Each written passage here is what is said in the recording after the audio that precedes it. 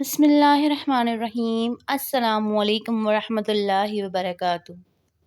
حضرت ابو ہریرہ رضی اللہ تعالیٰ عنہ سے روایت ہے کہ حضور اکرم صلی اللہ علیہ وسلم نے ارشاد فرمایا کہ اللہ تعالیٰ کے نزدیک کوئی چیز دعا سے بڑھ کر بزرگ و برتر نہیں۔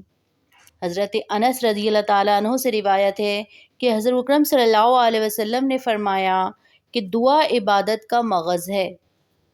حضور صلی اللہ علیہ وسلم نے ارشاد فرمایا کہ جو شخص اللہ تعالیٰ سے سوال نہیں کرتا، اللہ جل شانہ اس پر غصہ ہوتے ہیں۔ اللہ تعالیٰ تو غنی ہیں اور بے نیاز ہیں، ان کو کسی چیز کی حاجت اور ضرورت نہیں۔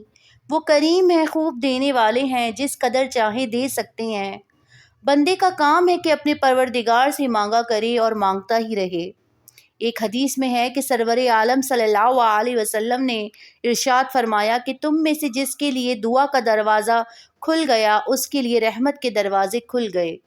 پھر فرمایا کہ اللہ تعالیٰ سے جو چیزیں طلب کی جاتی ہیں، ان میں اللہ کو سب سے زیادہ محبوب یہ ہے کہ اس سے عافیت کا سوال کیا جائے، اور میں نے اپنی پچھلی ویڈیوز میں عافیت کی دعا بھی بتائی ہے، وہ جا کر آپ دیکھ سکتے ہیں۔ ہر مومن مرد و عورت کو دعا کا ذوق ہونا چاہیے، اللہ ہی سے مانگے، اسی سے لو لگائیں اور اسی سے امید رکھے۔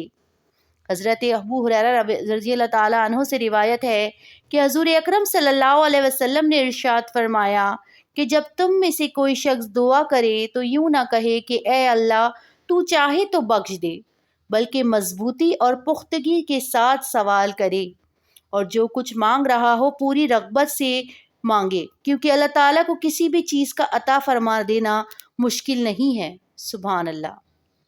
کہ اللہ چاہے تو مغفرت فرما دے، اور یہ کہنا کہ اللہ چاہے تو دے دے بلکہ بیجا بات ہے، فضول بات ہے، کیونکہ اللہ تعالیٰ جو کچھ دے گا اپنی مشیت اور ارادے سے ہی دے گا، اس کے ارادے کے بغیر کچھ ہو ہی نہیں سکتا۔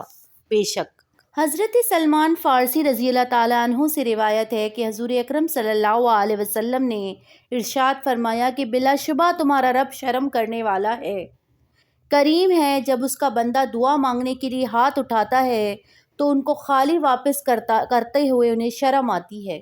سبحان اللہ۔ حضرت عمر رضی اللہ تعالیٰ عنہ سے روایت ہے کہ حضرت محمد مصطفیٰ صلی اللہ علیہ وسلم جب دعا میں ہاتھ اٹھاتے تھے تو ان کو جب تک ختم دعا کے بعد چہرے پر نہ پھیر لیتے نیچے نہیں گراتے تھے۔ حدیث میں دعا کا ایک اہم ادب بتایا جاتا ہے کہ وہ یہ کہ دعا کے لیے دونوں ہاتھ اٹھائے جائیں اور ختم دعا کے بعد دونوں ہاتھ چہرے پر پھیر لیے جائیں۔ دونوں ہاتھوں کا اٹھانا سوال کی صورت ہے تاکہ باطنی طور پر دل سے جو دعا ہو رہی ہے اس کے ساتھ ظاہری اعضاء بھی سوال میں شریک ہو جائیں۔ دونوں ہاتھ پھیلانا فقیر کی جھولی کی طرح ہے جس میں حاجت مند کا پورا اظہار ہے، اور ہاتھوں کو اٹھاتے ہیں تو ان کا رخ آسمان کی طرف ہوتا ہے۔ جس طرح کعبہ نماز کا قبلہ ہے، اسی طرح آسمان دعا کا قبلہ ہے۔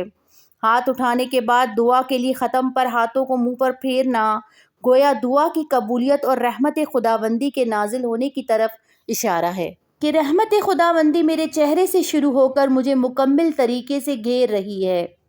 دعا کا ادب یہ ہے کہ باوضو ہوں، اللہ کی حمد و ثنا کریں اور اس کی تعریف بیان کریں، پھر درود شریف پڑھیں، قبلہ رخ ہو کر بیٹھیں، خلوصی دل سے اللہ کی طرف متوجہ ہونا اور یہ یقین رکھنا کہ صرف اللہ جل شانہ ہی دعا قبول کر سکتے ہیں۔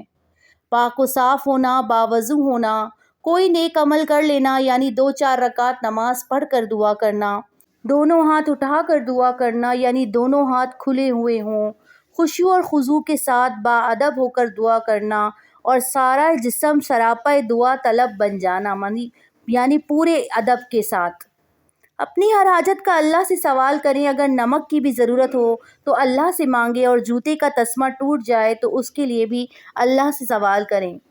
دعا ختم ہونے سے پہلے پھر اللہ تعالیٰ کی حمد و ثنا بیان کریں، رسول اکرم صلی اللہ علیہ وسلم پر درود بھیجیں اور ختم پر آمین کہیں، اور بالکل آخر میں منہ پر ہاتھ پھیر لیں۔